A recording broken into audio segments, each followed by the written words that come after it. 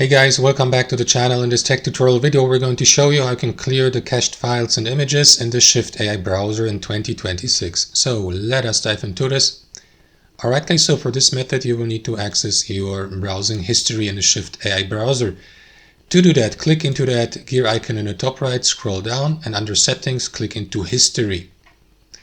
What you want to do after that, guys, is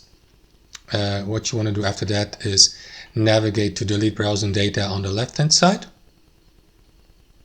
and then select the time range like last hours, 24 hours, or click into more and select all time.